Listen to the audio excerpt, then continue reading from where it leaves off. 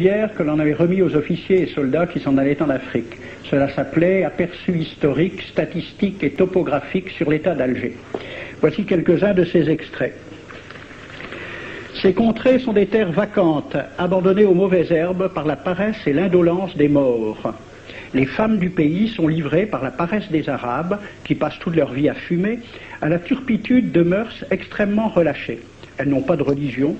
Beaucoup doutent qu'elles aient une âme immortelle et croient qu'elles ne sont faites que pour la reproduction. Le climat aidant, les femmes sont nécessairement disposées au plaisir. Alors, allez-y, des terres vacantes et des femmes consentantes qui n'attendent que les soldats français.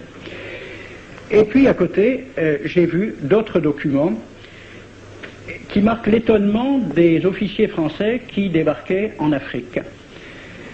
C'est Campagne d'Afrique en 1830 par un officier du corps expéditionnaire. Cette terre, qu'on avait présentée comme sauvage et inhabitée, est couverte de jolies maisons de campagne entourées de jardins.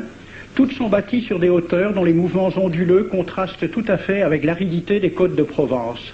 La végétation y est superbe, et partout des sources et des courants d'eau fécondent la terre. Les fruits y sont en abondance, un grand nombre d'aqueducs amènent les eaux jusqu'à la capitale. Et le maréchal Bugeaud lui-même. J'ai reconnu que l'Algérie produit beaucoup de grains, une immense quantité de bétail. L'immensité des terrains ensemencés atteste l'existence d'une population beaucoup plus nombreuse qu'on ne le pensait. Le commandant Claude-Antoine Rosé, dans Voyage dans la Régence d'Alger en 1833.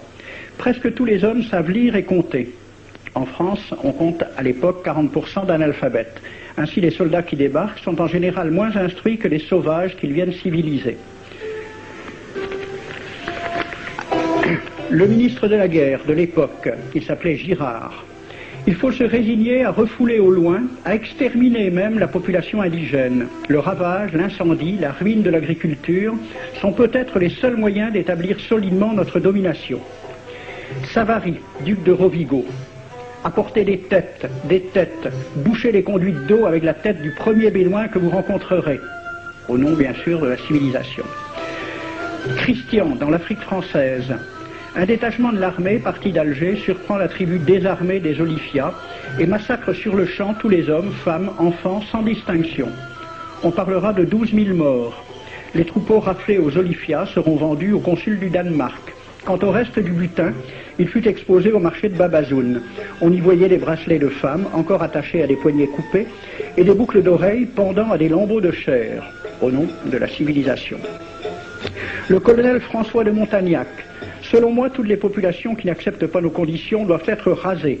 Tout doit être pris, saccagé, sans distinction d'âge et de sexe. L'herbe ne doit plus pousser là où l'armée française a mis le pied.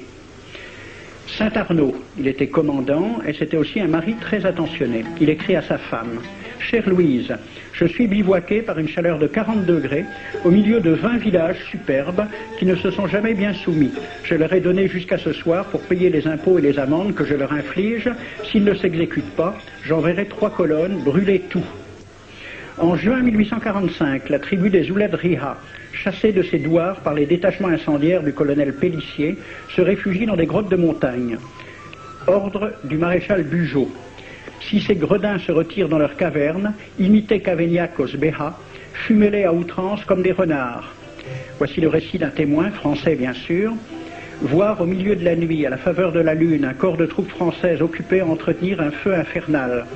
Entendre les sourds gémissements des hommes, des femmes, des enfants et des animaux, le craquement des rochers calcinés s'écroulant. Le matin, quand on chercha à dégager l'entrée des cavernes, gisaient des bœufs, des ânes, des moutons. Parmi les animaux, entassés sous eux, on trouvait des hommes, des femmes, des enfants. J'ai vu un homme mort, le genou à terre, la main crispée sur la corne d'un bœuf. Devant lui était une femme tenant son enfant dans ses bras. Cet homme avait été asphyxié au moment où il cherchait à préserver sa famille de la rage de cet animal. On a compté 760 cadavres. Le 8 mai 1845, Saint-Arnaud découvre 500 Algériens qui s'abritent dans une grotte entre Ténès et Mostaganem. Saint-Arnaud ordonne à ses soldats de les emmurer vivants.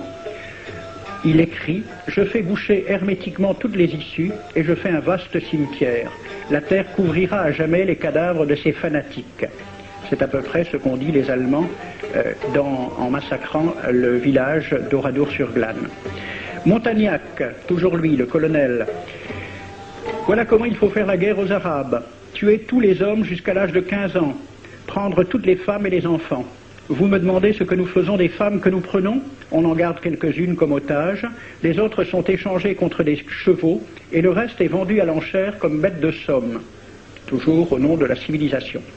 Nous rapportons un plein baril d'oreilles récoltées pair à pair sur les prisonniers. Il contient même celle d'un de nos 58 gendarmes morts de maladie. 2 pièces de 100 sous ne sont pas à dédaigner. Le maréchal Soult, ministre de la guerre, répondant à des questions à la Chambre des députés. En Europe, un tel acte serait horrible et détestable. En Afrique, c'est la guerre même.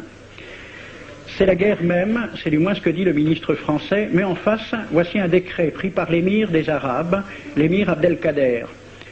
Tout Arabe qui amènera vivant un soldat français recevra pour récompense la somme de 8 douros.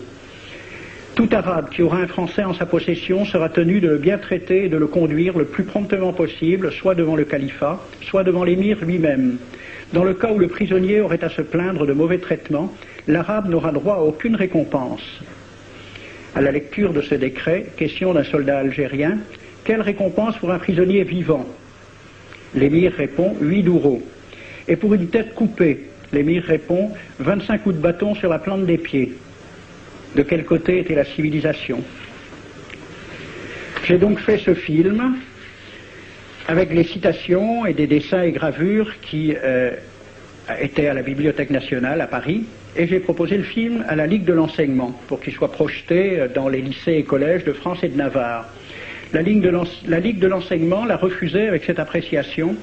Quoique très correctement réalisé et basé sur des documents indiscutables, ce film va à l'encontre de toutes les idées qui servent de base à l'enseignement de la pénétration française en Afrique du Nord, ce qui rend sa diffusion impossible.